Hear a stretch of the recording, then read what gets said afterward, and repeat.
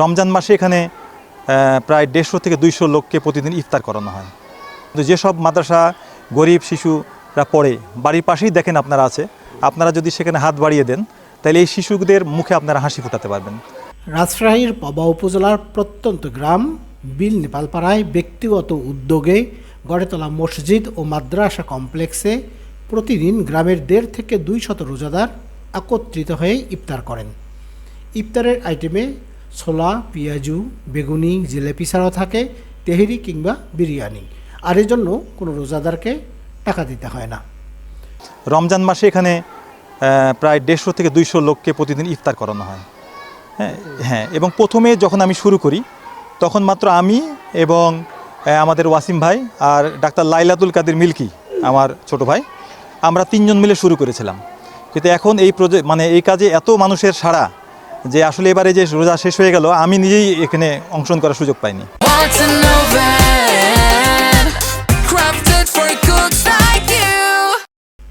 প্রতি বছর রমজানের প্রতিটি রোজায় গ্রামের মানুষদের এই ইফতারির পাশাপাশি এলাকার অসহায় ও গরিব শিশুদের ইসলামী শিক্ষায় শিক্ষিত করতে ডক্টরস অ্যাসোসিয়েশন অব বাংলাদেশ ড্যাবের রাজশাহী জেলা শাখার সাধারণ সম্পাদক বিশিষ্ট অর্থোপেডিক বিশেষজ্ঞ ডাক্তার মনোয়ার তারিক সাবু গড়ে তুলেছেন একটি মাদ্রাসা।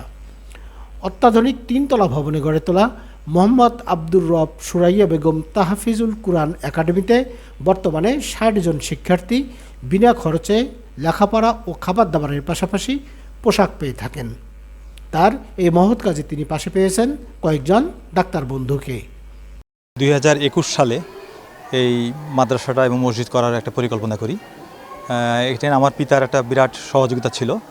উনি তার 4.5 বিঘা জমি এখানে দিয়েছেন এবং উনিও কিছু আর্থিকভাবে প্রথম অবস্থায় উনি আর্থিকভাবে সহযোগিতা করেন এবং আমরা 2021 সালে প্রথমে মসজিদ নির্মাণ করি এবং পরবর্তীকালে এই মাদ্রাসাটি নির্মাণ হয় আর কি। এখন এটার কাজ চলছে। প্রথমে আমি এবং আমার পরিবারের লোকজন এর সাথে সংশ্লিষ্ট থাকলেও বর্তমানে আমার কলিগ যারা বা বিশেষ করে আমার চিকিৎসক সমাজ, আমি যেহেতু চিকিৎসক, আমাদের চিকিৎসক সমাজ, আমাদের বন্ধু যারা, তারা এখানে অ্যাক্টিভলি সহযোগিতা করে এবং এখানে আমাদের এই প্রতিষ্ঠান চালাতে কোনো রকম সমস্যা হয় না। আসলে আমরা যেটা মনে করি যে মাদ্রাসা শিক্ষা বাংলাদেশে যারা মাদ্রাসায় পড়ে, দরিদ্র মানুষের ছেলেরাই বেশি পড়ে এবং তারা খুব মানবেতর জীবনযাপন করে।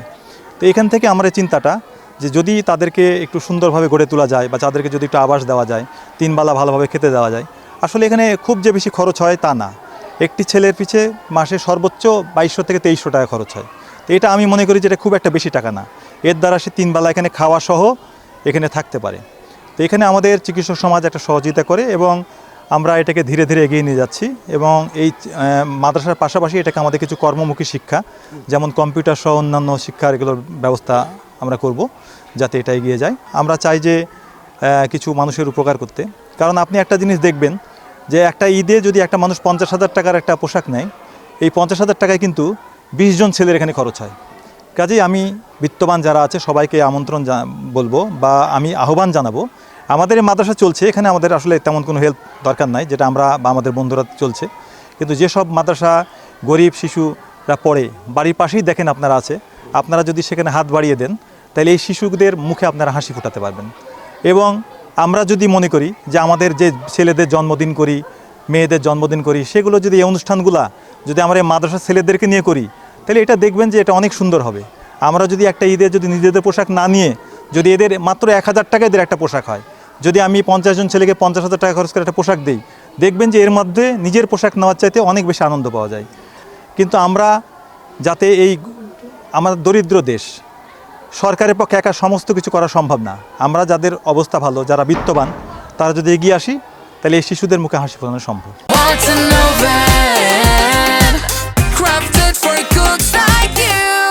গত বুধবার মসজিদ ও মাদ্রাসা কমপ্লেক্সের শিক্ষার্থী ও গ্রামবাসীর সাথে ইফতার করেছেন ডক্টরস অ্যাসোসিয়েশন অব বাংলাদেশ ড্যাবের রাজশাহী জেলা শাখার সভাপতি বিশিষ্ট বক্ষব্যাধি বিশেষজ্ঞ অধ্যাপক ডাক্তার ওয়াসিম হোসেন, রাজশাহী মেডিকেল কলেজের অধ্যক্ষ অধ্যাপক ডাক্তার খন্দকার ফয়সাল আহমেদ, রাজশাহী মেডিকেল কলেজ শিক্ষক সমিতির সভাপতি বিশিষ্ট মেডিসিন বিশেষজ্ঞ অধ্যাপক ডাক্তার আজিজুল হক আজাদ, রাজশাহী মেডিকেল কলেজের উপাধ্যক্ষ অধ্যাপক ডাক্তার জহিরুল হক সহ রাজশাহীর স্বনামধন্য কয়েকজন চিকিৎসক।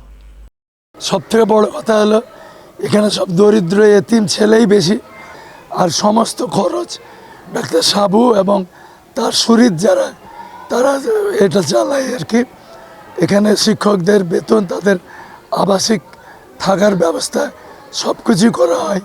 এটা হয়তো আগামীতে 100 জন পর্যন্ত বৃদ্ধি করা হবে। তারপরে এটার কোয়ান্টিটি আর বাড়ানো হবে না, এটার কোয়ালিটি ইমপ্রুভ করা হবে আর কি। এটাই এখন আমাদের লক্ষ্য। আমরা কাজ করতে চাই নেপথ্যে থেকে, আল্লাহ তাআলা এটার বিনিময়ে আল্লাহ তাআলাই দিবেন। খুবই ভালো লাগলো আমার কাছে, এবং আমি এটা আগে জেনেছিলাম, কিন্তু আমার নিজের এবারই প্রথম এসে দেখা আর কি। এরকম প্রত্যন্ত অঞ্চলে একটা বাচ্চারা আল্লাহর কোরআন কণ্ঠস্থ করছে, এটা অনেক বড় কাজ করছেন। এবং যিনি এই প্রতিষ্ঠান পরিচালনা করছেন, আমি যতদূর জানি উনি এক এক প্রচেষ্টায় নিজস্ব অর্থায়নে করছেন আর কি। এটা তিনি তার একটা ইলৌকিক দায়িত্ব এবং পরলৌকিক দায়িত্ব পালন করতে পারছেন।